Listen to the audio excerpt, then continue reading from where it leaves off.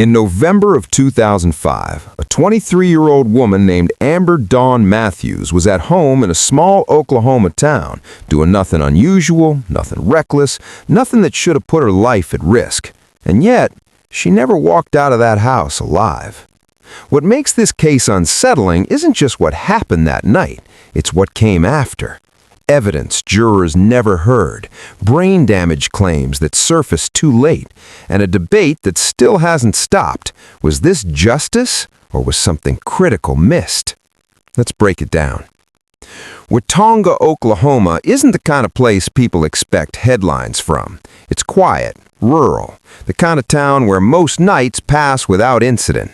Amber Matthews lived there with a friend, Drew Kopf, and Kopf's two young children.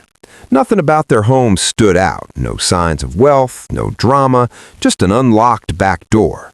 And that detail alone would seal Amber's fate. Because that same night, two men were driving through Blaine County looking for a house, any house that looked easy. No plan, no target, just opportunity. And they found it. To understand how this happened, you have to understand Wendell Arden Grissom, not to excuse him, but to see the full picture. Grissom grew up poor in rural Oklahoma. Resources were limited, school didn't stick, and early warning signs, learning struggles, impulse issues, behavioral problems were never formally evaluated or treated. By his teenage years, alcohol entered the picture, then more substances, and that pattern followed him into adulthood. He never finished school, he bounced in and out of trouble, mostly non-violent offenses. Nothing that suggested murder, but plenty that showed instability. According to later mitigation reports, there were signs of cognitive impairment long before 2005, but no testing, no diagnosis, no intervention. Just a slow build towards something worse. And by November 3, 2005, Grissom was drinking again, heavily, when he met up with Jesse Floyd Johns. What happened next would destroy multiple lives. That night, the two men decided to burglarize a home. They weren't looking for revenge, they weren't angry at anyone inside. Prosecutors later made it clear this wasn't personal, it was random. They entered through the back door. Inside were Amber Matthews, Drew Kopf, and two small children. The moment the intruders were discovered, everything escalated. Drew Kopf grabbed her children and ran, and that's when the first shots were fired.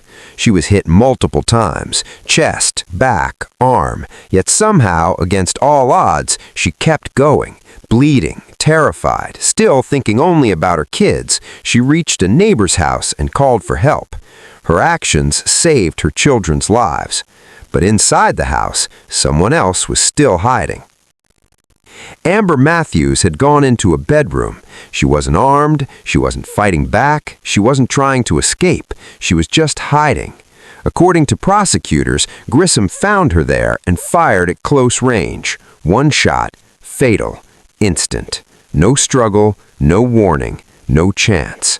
That single moment became the centerpiece of the entire case, because the state would later argue this wasn't panic, this wasn't chaos, it was a deliberate choice to eliminate a witness. After that, the men fled in Drew Kopf's vehicle, abandoning it later. The evidence piled up fast, fingerprints, ballistics, and most importantly, a surviving victim who could tell police exactly what happened. Grissom was arrested days later. From the start, guilt wasn't the question, punishment was. At trial in 2008, Grissom's defense didn't deny his role in the crime. Instead, they argued the killing wasn't premeditated, that alcohol and substance use impaired his judgment, that the events spiraled out of control. But here's the part that would come back years later. The jury never heard about possible brain damage. No neurological scans, no expert testimony, no explanation of how impaired impulse control or decision-making might have affected his actions. Instead, the defense focused on remorse. Meanwhile, his co-defendant, Jesse Floyd Johns, took a plea deal and received life without parole. Grissom didn't get that option. The jury convicted him on all counts and recommended the death penalty. And for years, the case faded from public view, until something surfaced. During post-conviction reviews, medical evaluations revealed neurological impairments, including brain atrophy in regions tied to judgment, impulse control, and behavior regulation. This wasn't speculation. This wasn't internet rumor. These were medical findings. Grissom's legal team argued that had this information been presented in 2008, the outcome might have been different. And then, something even more unusual happened. Several original jurors submitted affidavits. They said that if they had known about these impairments, they may have voted for life instead of death. Not innocence, just mercy. But timing matters, and this evidence came years too late. In early 2025, Grissom's attorneys filed a clemency petition with the Oklahoma Pardon and Parole Board. They presented medical records, expert assessments, and juror statements. They argued the jury never saw the full picture. The state wasn't convinced. The Attorney General called it a textbook case for capital punishment, emphasizing that Amber Matthews was killed deliberately after another victim had escaped. The board voted 4-1 against clemency. Governor Kevin Stitt declined to intervene. Advocacy groups protested. Legal experts debated. Some argued executing someone with documented neurological impairment crossed a line. Others said the facts of the crime outweighed everything else. And then the date was set. On the morning of March 20th, 2025, Wendell Grissom was taken to the execution chamber at the Oklahoma State Penitentiary.